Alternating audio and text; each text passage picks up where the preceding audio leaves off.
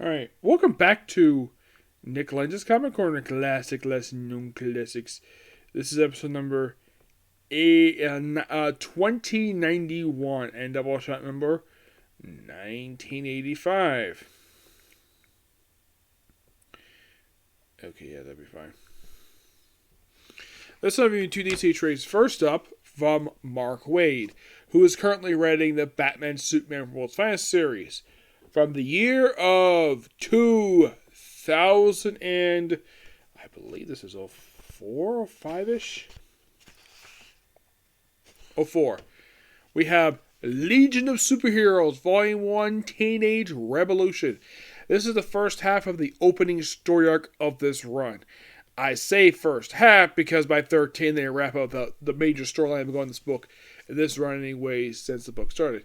This book does collect the Titan / Legion special, basically the backdoor part which led into this book, plus the first 6 issues of Legion of Superheroes.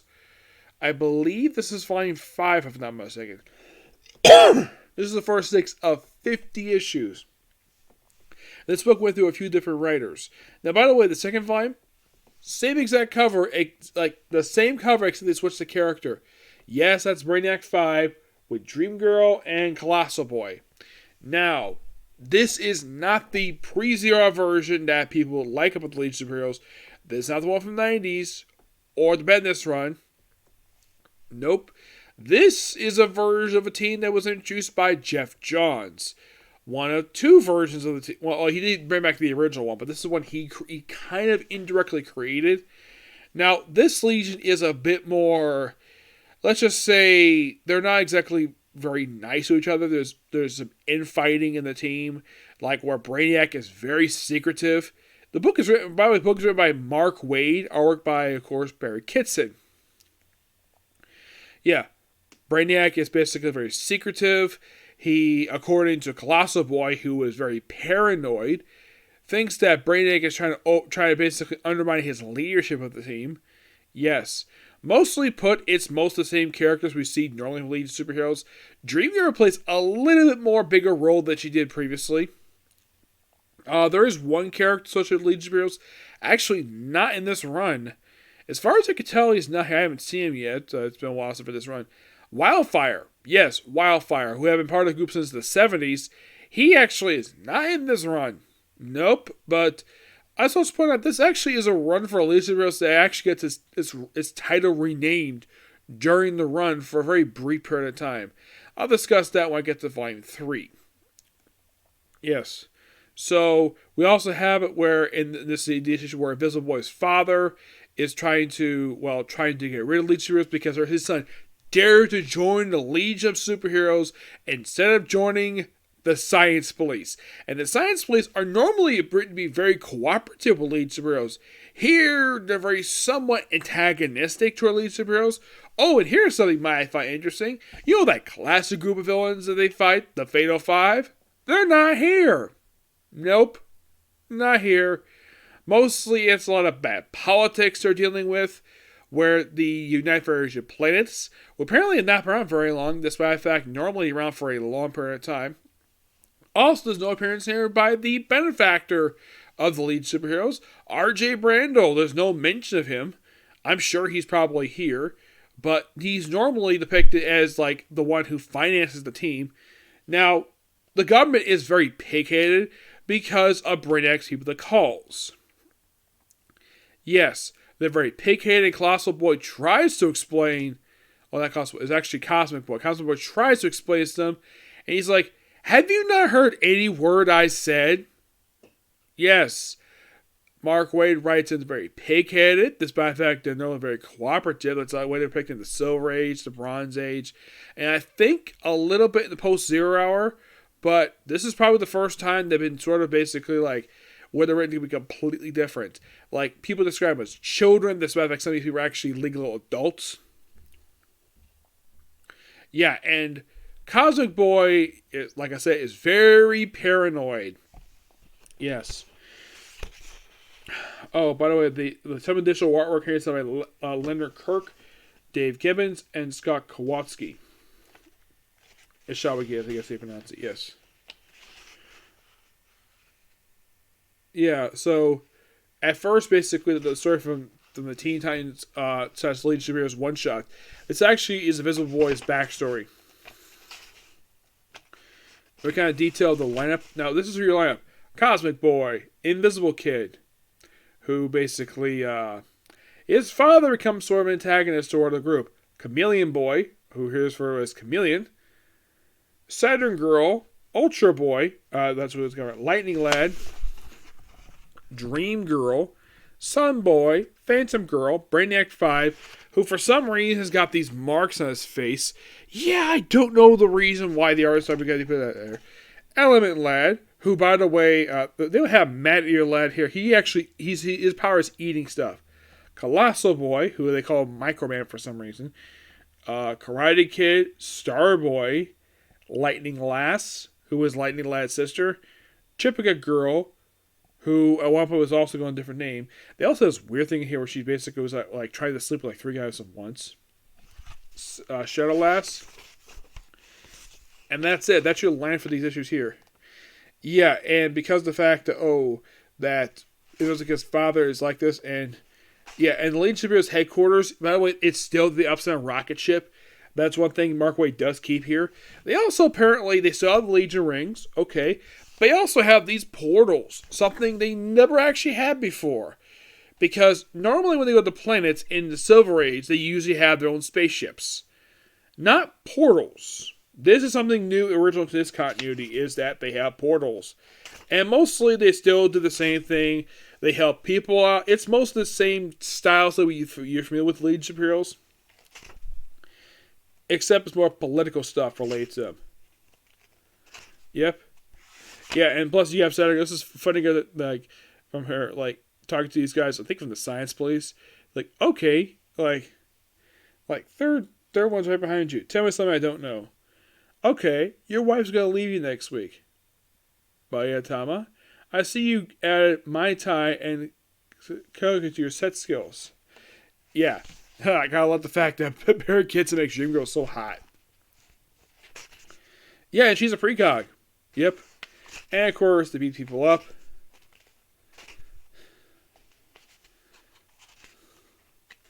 Yeah, basically our normal stuff here relates to. Oh, by the way, they call him Micro Lad. Yes, Micro Lad. Don't know why I changed it for. And then we had this weird moment like, yeah, where like, ooh, like, yeah, like, Sun Boy. Yeah, run away to the bar.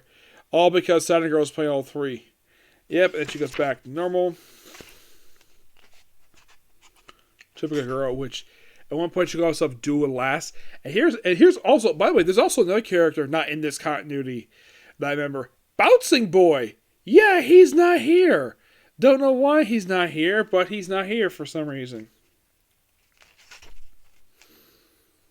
Yeah. But since 2000, there was angst.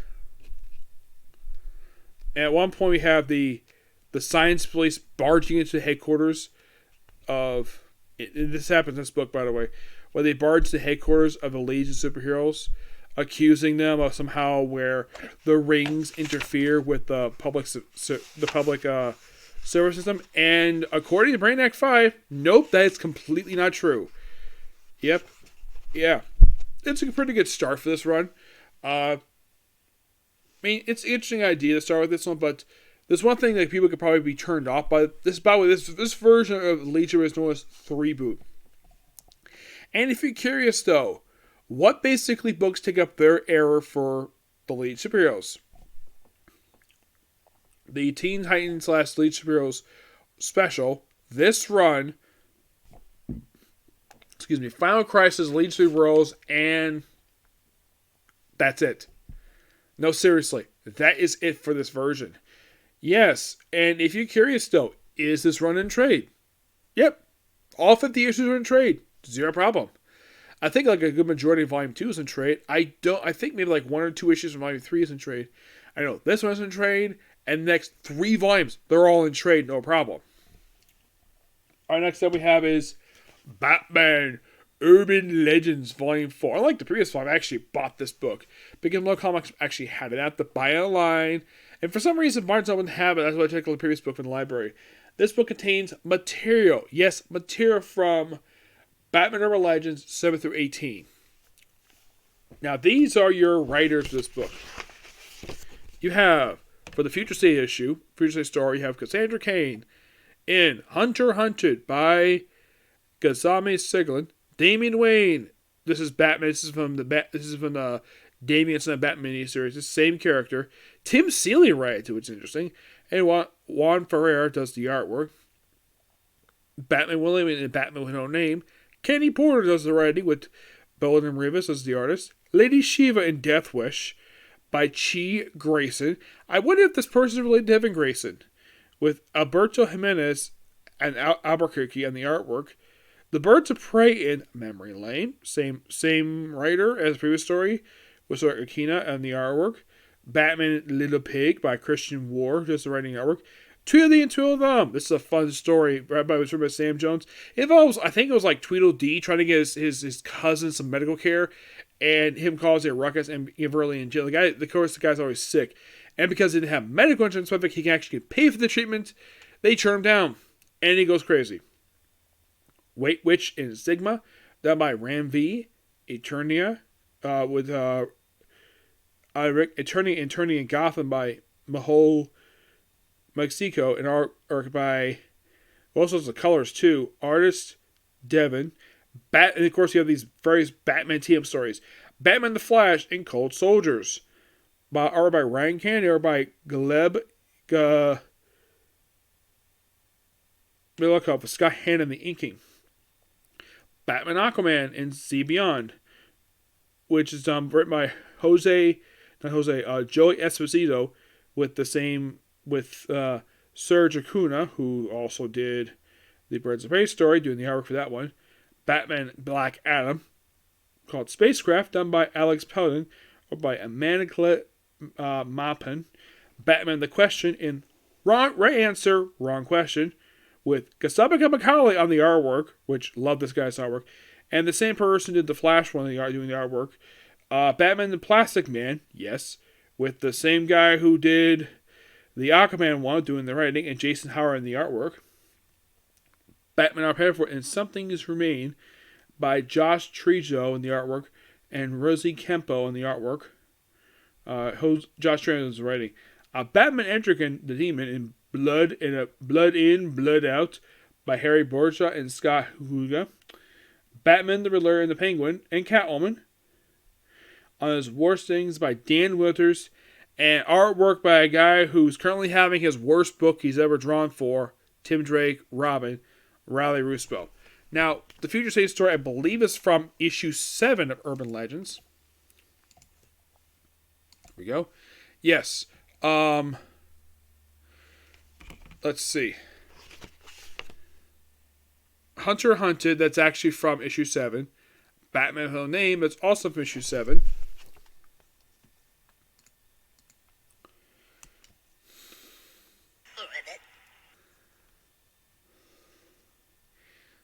Little Pig, that's... Let's see. Yeah, Little Pig, that's actually the one that comes to the Late Shiva story. That's actually from issue 8. And that's the only story from that one they actually have in here. Mm-hmm. Yes, that is the only one they have in here from that one. Just that one story. So it's like one story from issue 7, one story from issue 8, 9. 9, they just basically took a Tweedledee and Tweedledum story. Okay, so there's one story from that one. Yeah, so it's like 2 from issue... I think it's like, so far, it's just, in this book, just, if I can get the right page here when it loads up here, I think it's like, so far, 2 from issue 7, 1 from issue 8, 1 from issue 9, 10, it's only one story in here. Mm-hmm. Yep, only one story. Okay. As for issue number 11... they actually brought in 2 of the 4 stories. There's actually 1, 2, 3, There's 4 stories. They have the second and third story, Witch Right and Eternia. That's actually issue 11. And this actually, both these two are 3-part stories. Yep. And this thing of issues 11, 12, and 13. Mm-hmm. And you might be thinking, was there anything else in these ones? Nope. They just basically collect like all the rest in here. Mm-hmm. Yep. Now, the question story in the Birds of Prey one, which basically Memory Lane, and the question story that's actually from issue 14. Yep, so 2 stories from issue 14. At this point, wow, by volume 4 they collected most of the whole series, which is definitely true. For Legends 15, they collect, well, of course, the part 2 of the Memory Lane story and the Plastic Man story from issue 15. Issue 16, they just basically bring in the Pennyworth story and the Birds of Prey one, and that's it from that one. For 17,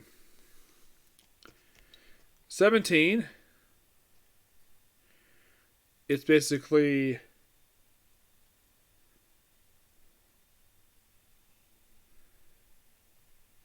17 is pretty much like all 4 stories.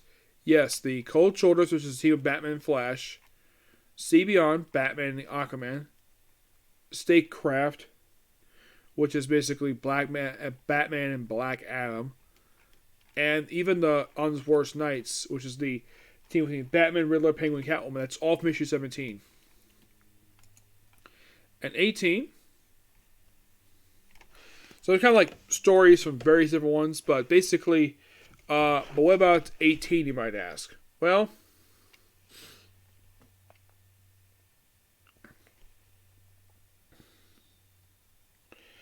here's the thing with 18.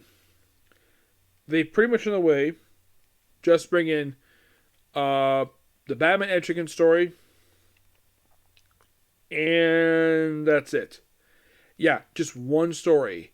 Yeah, the other stories are not here. Sing of the Outsiders, not in this book. You think, okay, just the Batman Demon story? Yes, that's the only one they have here. They do not have any other story in this whole book. Yeah, so it's like collecting the rest of basically what was there for issues 7 to 16. Like all the stories they previously skipped over from the previous couple books, they all put in this book, along with putting 1 full issue and 1 story from issue 18. Yep. By the way, the Birds of Prey book, it's a very interesting lineup, this one, comprised of Lady Shiva, Katana, Molly Mercy. Yeah, she's actually one of these stories. Yeah, I was actually quite surprised they brought her back. Mm-hmm. Yes. I'm trying to remember. It was most because Birds of Prey is usually a female team per se. Let's see. I'm trying to remember which book it was. It wasn't that one.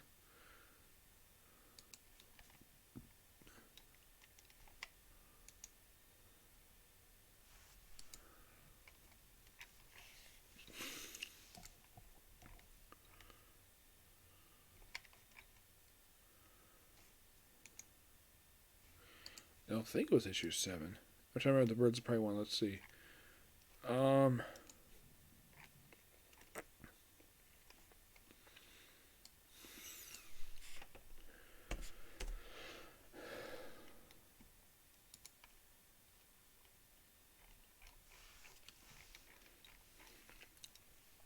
It's not issue 7.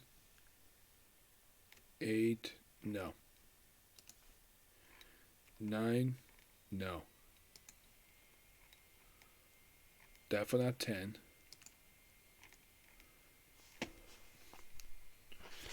The Birds of Prey story was named Memory Lane. I thought I did see it here. Memory Lane, Memory Lane. It's not 7. It's not 8. Oh, good. So there. I'm trying to find basically that book here. Let's see.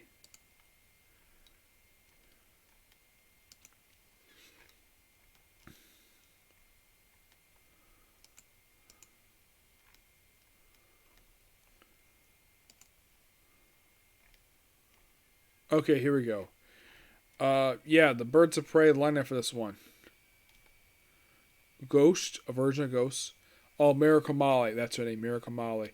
Yeah, this was actually a first time since Fear State she appeared. Yes. You're thinking, really? Yeah, first time since Fear State wrapped up, she's actually featured in a comic. Which is strange. Yeah. And she's featured in just this story. Because here's the thing. Previously, all appearances written by the same person, her creator, James Stanley IV. He wrote pretty much everything for this character. For Miracle Molly. And he appeared here in issue 14 for Birds of Prey. That Birds of Prey for Batman Urban Legends. And it's not written by James Stanley. It's written by Chi Grayson. Who actually came to DC just a few years ago with Sinister House. Yes, with Sinister Secret House. That was this person's first book. And the person worked on just these 3 issues plus issue 3. And that was it. Yeah, quite interesting lineup for Birds of Prey. Yeah, here's the strange thing though. The story is called Birds of Prey. The team is not called Birds of Prey. Yeah, and they're basically assembled by request by Batman. Yes. Katana, of course, mostly have been heavily featured in Urban Legends. From what I can tell, since pretty much the start, but mostly she's been featured in like stories related to the Outsiders, and she's been in a good chunk of the series so far, appearing in various stories. Her last appearance actually in issue 19, which actually is not in this trade, surprisingly. Nope. She's not there. Because mostly Pope, whenever she shows up in stories featuring the Outsiders. You think, really? Yeah, that's most of what DC is doing with her nowadays. Just feature her in this one book. And by the way, for this current continuity, I have pretty much covered just about everything featuring her to date. Most of it anyways, but not everything. Yeah. Of course, this book, also the Birds of Prey story, did serve as a loose follow-up to the end of the Brian Hill Outsiders book. Because Batman mentioned the last time he did it with Lady Shiva, she drugged him. He's like, I wouldn't drug you twice. Okay. So, at least 2 people here are basically part of the Outsiders. Though, it's weird though. You have these 4 beautiful ladies teaming up and Ghost within the story. She actually is an original character. She's just for the story and that's it. Yeah, it's kind of weird though it's like that. Now, in the case of this book altogether, none of these stories are really bad at all. I love every single story in this book here. I give this book roughly 9.5 out of 10. No bad stories here, per se. All stories in here really good. Excuse me. Out of all the stories I review of this series, still, the worst story of this whole series is an awfulness that is the Tim Drake story. The one supposedly outed him as bi. Yeah, that was really stupid. Yeah, the one thing I thought was really kind of weird for these trade series is they don't collect full issues. You're thinking, really? They don't? They just collect stories from these issues. But by volume 4, they've collected the first 17 issues so far out of 23. Because here's the thing. This book series just ended. Just recently. You're thinking, really? It did? Yes. At issue 23. It actually just ended I think it was just fairly recently. I was kind of surprised. It actually ended just last month. And here's a fun fact for you. Did you know this is actually also the first title to get canceled just this year? And you're probably all scratch your head like, really? This is the first one to get canceled this year? Out of everything DC published right now, this book gets canceled, but not the awful Tim Drake Robin story? Yes. Seriously. This is the only one. In my opinion, you should have canceled the Tim Drake Robin story because that book is awful. Cancel that book, keep this book going. This book was good. I don't know why it ended for. It's just so weird. Whenever Volume 5 comes out, I will get my final thoughts on this series. But the stories in this book are really good. Okay, so that's it. Sick of you. Next time we do one more comic corner and then be back to Is There Wrong to Girls Dungeon. Okay, next video. Bye.